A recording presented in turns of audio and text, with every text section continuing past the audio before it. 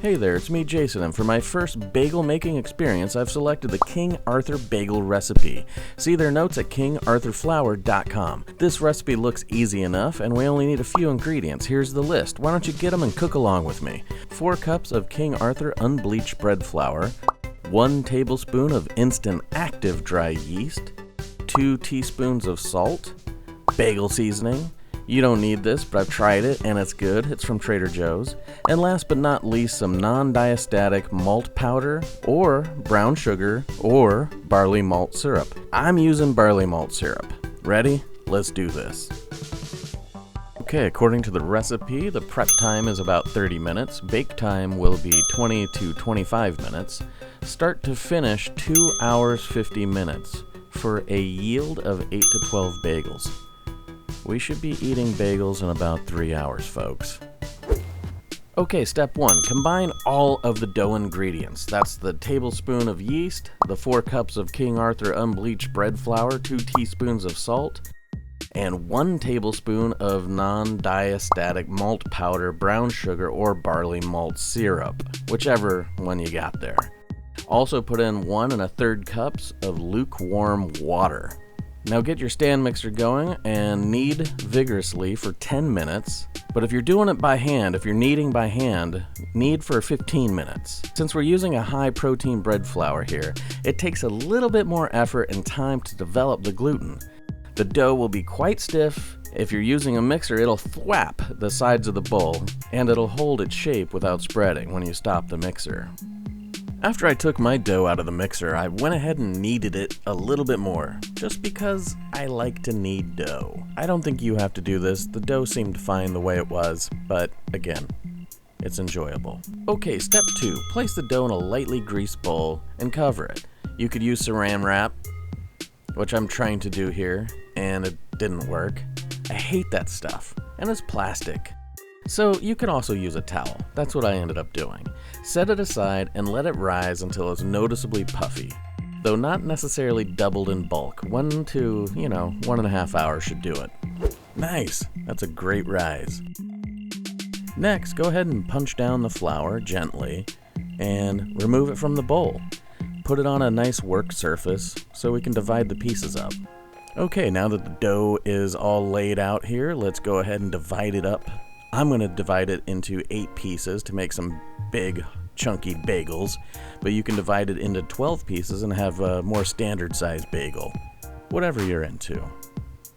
At this point, go ahead and set the pieces aside and let them rest for about 30 minutes. While the dough is resting, prepare the water bath by heating the water, malt, and sugar to a very gentle boil in a large, wide diameter pan. Preheat your oven to 425. Remember these guys? Well, they're next. Take each one of them and roll it into a smooth, round ball.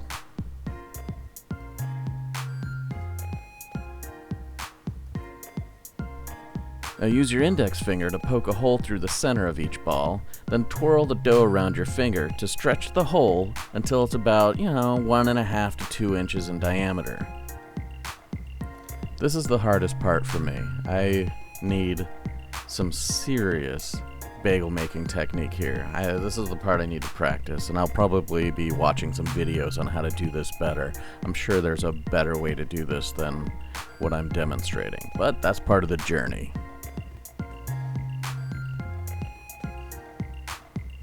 Alright, this is the part that I've been waiting for. I love boiling dough, almost as much as I love kneading dough. Let's get started. Transfer the bagels, a couple at a time, to the simmering water. Should be at a low boil. Cook the bagels for 2 minutes on one side, and then flip them over and cook for another minute on the other side. I like using this wooden spoon. Seems convenient. I tried another one. Didn't work as well. And this one is cool because I can kind of make the holes a little bit bigger while they're sitting here in the water cooking. Using a skimmer or a strainer, go ahead and grab them and pull them out of the water and put the next ones in.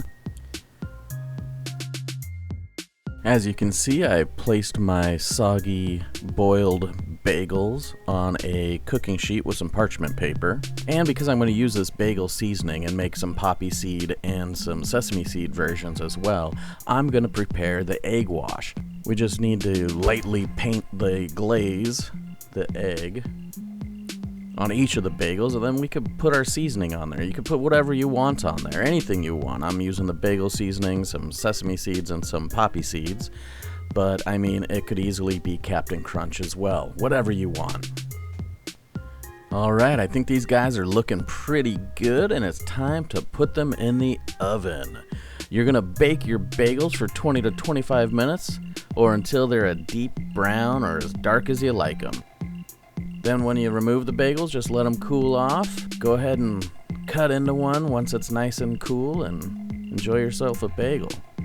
This recipe was a lot of fun to do. It took me about 3 hours total. The bagels were delicious. They were a little bit bready. They were lacking the chew that I like in a good bagel, but that's probably something I did wrong. That's what this is all about. I'm gonna get better at it.